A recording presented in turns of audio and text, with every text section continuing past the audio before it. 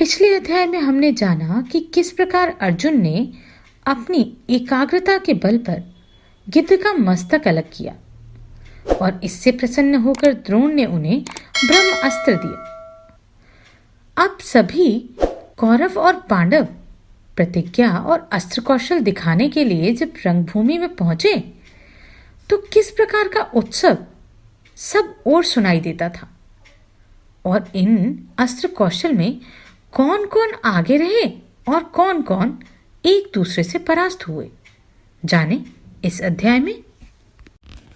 वैशंपायन जी कहते हैं, जन्मेजय, तब कुरुराज दुर्योधन और बलवानों में श्रेष्ठ भीमसेन रंगभूमि में उतरकर गदा युद्ध कर रहे थे। उस समय दर्शक जनता उनके प्रति पक्षपात पूर्ण स्नेह करने के कारण मानो दो दलों में बंट गई। कुछ कहते, अहो वीर कुरुराज कैसा अद्भुत पराक्रम दिखा रहे हैं। दूसरे बोल उठते, वाह भीमसेन तो गजब का हाथ मारते हैं। इस तरह की बातें करने वाले लोगों की भारी आवाजें वहां सहसा सब ओर गूंजने लगी। फिर तो सारी रंगभूमि में क्षुब्ध महासागर के समान हलचल मच गई।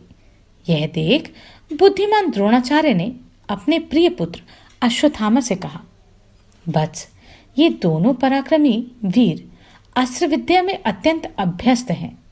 तुम इन दोनों को युद्ध से रोको, जिससे भीमसेन और दुर्योधन को लेकर रंगभूमि में सब ओर क्रोध न फैल जाए। वैशंपायन कहते हैं, जन्मेजय, तदनंतर अश्वत्थामा ने बड़े वेग से उठकर भीमसेन और दुर्योधन को रोकते हुए कहा, भीम, तुम्हारे गुरु की आज्ञा है। गांधारी नंदन, आचार्य का आदेश है। तुम दोनों का युद्ध बंद होना चाहिए। तुम दोनों ही योग्य हो। तुम्हारा एक दूसरे के प्रति वेग पूर्वक आक्रमण अवांछनीय है। तुम दोनों का यह दुस्साह अनुचित है, अतः इसे बंद करो।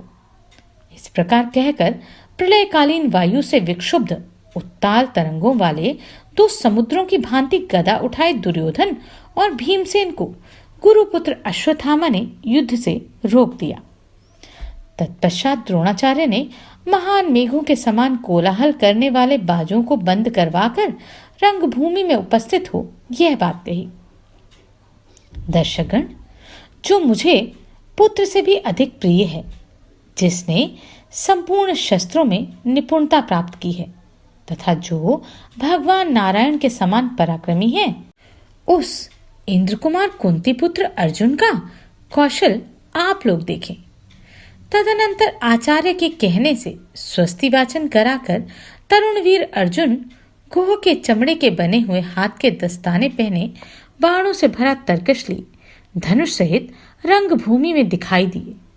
वे श्याम शरीर पर सोने का कवच धारण किए ऐसे सुशोभित हो रहे थे मानो सूर्य, इंद्रधनुष, विद्युत और संध्या काल से युक्त मेघ शोभा पाता हो।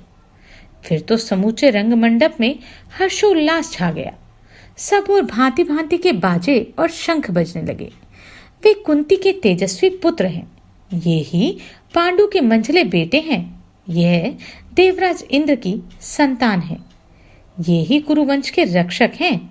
अस्त्र विद्या के विद्वानों में ये सबसे उत्तम है।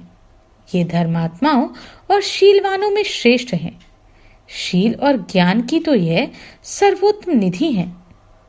उस समय दर्शकों के मुख से तुमुल ध्वनि के साथ निकली हुई ये बातें सुनकर कुंती के स्तनों से दूध और नेत्रों से स्नेह के आंसू बहने लगे। उन दुग्ध मिश्रित आंसुओं से कुंती देवी का वक्षस्थल भीग गया। वह महान कोलाहल न धृतराष्ट्र के कानों में ही गूंज उठा तथा नरश्रेष्ठ धृतराष्ट्र प्रसन्नचित होकर विदुर जी से पूछने लगे, विदुर, विक्षुब्ध महासागर के समान ये कैसा महान कोलाहल हो रहा है? ये शब्द मानो आकाश को विदीर्ण करता हुआ रंगभूमि में सहसा व्यक्त हो उठा।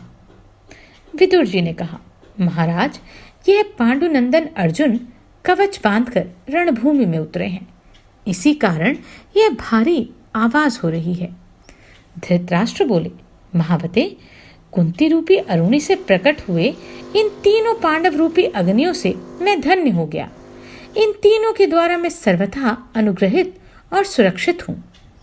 वैशंपायन जी कहते हैं, जन्मेजय इस प्रकार आनंद अतिरेक से मुखरित हुआ वह रंगमंडप जब किसी प्रकार कुछ शांत हुआ, तब अर्जुन ने आचार्य को अपनी अस्त्र संचालन की फुर्ती दिखानी आरंभ की। उन्होंने पहले आग्नेय अस्त्र से आग पैदा की, फिर वरुणास्त्र से जल उत्पन्न करके उसे बुझा दिया, वायव्यास्त्र से आंधी चला दी और पर्जन्यास्त्र से बादल पैदा कर दिए। उन्होंने भौमास्त्र से पृथ्वी और पार्वत्यास्त्र से पर्वत को उत्पन्न कर दिया और अंतर्ध्यानास्त्र के द्वारा वे स्वयं अदृश्य हो गए। वे क्षण भर में बहुत लंबे हो जाते और क्षण भर में ही बहुत छोटे हो जाते। एक क्षण में रथ के धुरे पर खड़े रहते तो दूसरे क्षण में रथ के बीच में दिखाई देते, फिर पलक मारते मारते पृथ्वी पर उतरकर अस्त्र कौशल दिखाने लगते। अपने गुरु के प्रिय शिष्य अर्जुन ने बड़ी फुर्ती और सुंदरता के साथ सुकुमार, सूक्ष्म और भारी निशाने को भी बिना हिलाए डुलाए नाना प्रकार के बाणों द्वारा बींध दिया। रंगभूमि में लोहे का बना हुआ सुअर इस प्रकार रखा हुआ था कि वह सब ओर चक्कर लगा रहा था।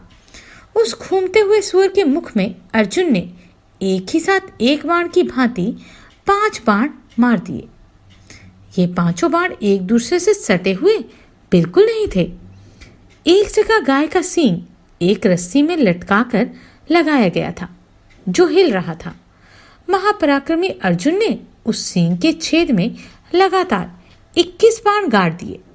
निष्पाप जन्मेजय, इस प्रकार उन्होंने बड़ा भारी अस्त्र कौशल दिखाया। खड़ग, धनुष और गदा आदि के भी अस्त्र कुशल अर्जुन ने अनेक पैंतरे और हाथ दिखलाए। भारत इस प्रकार अस्त्र कौशल दिखाने का अधिकांश कार्य जब समाप्त हो गया, मनुष्यों का कोलाहल और बाजे गाजों का शब्द जब शांत होने लगा, उसी समय दरवाजे की ओर से किसी का अपनी भुजाओं पर ताल ठोकने का भारी शब्द सुनाई पड़ा, मानो वज्र आपस में टकरा रहे हों।